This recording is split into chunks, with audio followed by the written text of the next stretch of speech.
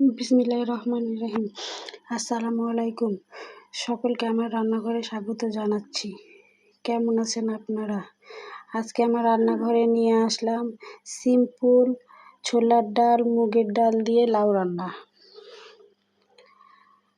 গরমের সময় এভাবে লাউ রান্না করলে খেতে ভালোই লাগে। চলুন দেখি কিভাবে রান্না করা।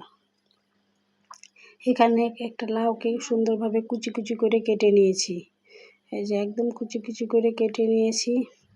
একটা বাটিতে অল্প ছোলার ডাল আর অল্প মুগের ডাল নিয়ে নিয়েছি। এখন ডালগুলো সুন্দরভাবে ধুয়ে নিব, এই জন্য পানি দিয়ে দিচ্ছি। এই যে এখন হাত দিয়ে সুন্দরভাবে ধুয়ে নিচ্ছি। ডাল ধোয়া হয়ে গেল। এখন প্রেসার কুকারে কুচি করে রাখা লাউ দিয়ে দিচ্ছি। আগে লাউ দিলে পরে ডাল দিলে কি হয় যে নিচে ডালটা ধরে নেয় না, আর নিচে ডাল দিলে ডালটা নিচে ধরে নেয়। এই জন্য প্রথমে আমি লাউ দিলাম, তারপরে ধুয়ে রাখা ডাল দিলাম, দিয়ে একটু চারিদিকে ছড়িয়ে দিলাম। কাঁচামরিচ, রসুন কুচি ও পেঁয়াজ কুচি দিলাম। এই যে দিয়ে এখন উপর থেকে বাকি লাউটুকু সুন্দরভাবে দিয়ে দিব। এভাবে দিলে ডাল সুন্দর সিদ্ধ হয়ে যায় আর নিচের দিকে ডাল ধরে নেয় না, এই জন্য আমি এভাবেই সিদ্ধ করি। এই যে সুন্দরভাবে একটু একটু করে ডালটুকু দিয়ে দিলাম। লাউ দিয়ে এই যে একটু পানি দিলাম, লাউ থেকেই তো পানি বের হবে। এখন প্রেসার কুকার মুখ বন্ধ করে এটা চুলায় বসিয়ে সিদ্ধ করে নেব।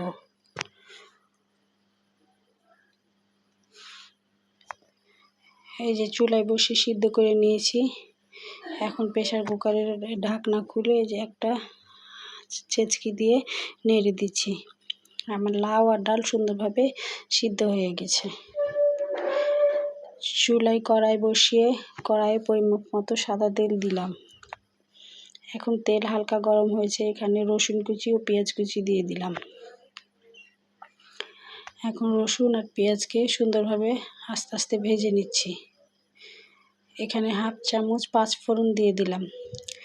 ডালে পাঁচফোড়ন দিলে খেতে ভালো লাগে। এই যে পেঁয়াজ মরিচ ভাজা হয়ে গেছে। এখন সিদ্ধ করে রাখা ডাল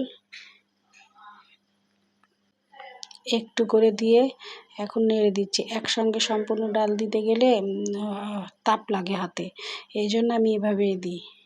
আপনারা কে কীভাবে দেন আমাকে কমেন্ট করে জানাবেন। এই যে একটুখানি দিয়ে তারপরে যে বাকি ডালটুকু ঢেলে দিলাম। এই যে এখন ছেঁচকি দিয়ে সুন্দরভাবে তেল পেঁয়াজের সঙ্গে ডাল আর লাউ মিশিয়ে নিচ্ছি।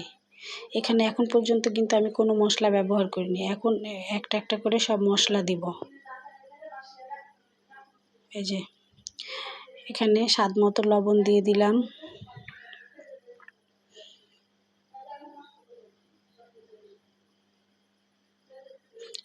হলুদ গুঁড়া দিলাম 1 চামচ।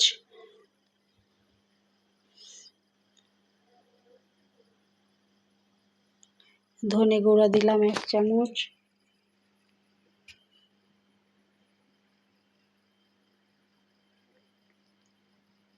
মরিচের গুঁড়া দিলাম 1 চামচ। আমি আগে কাঁচা মরিচ দিয়ে সিদ্ধ করেছিলাম, এখন শুকনো মরিচের গুঁড়া 1 চামচ দিলাম। আর জিরা গুঁড়া দিলাম 1 চামচ। এখন আমার সব মশলা দেওয়া হয়ে গেছে। এখন আমি সুন্দরভাবে নেড়ে চেড়ে মশলা ডাল আর লাউয়ের সঙ্গে মিশিয়ে নিব। এই যে সুন্দরভাবে মিশিয়ে নিলাম। এখন ফুটিয়ে নামিয়ে নিলেই তৈরি হয়ে গেল সিম্পল ডাল রান্না। আপনারা এভাবে একবার রান্না করে দেখতে পারেন, খেতে অনেক ভালো লাগে।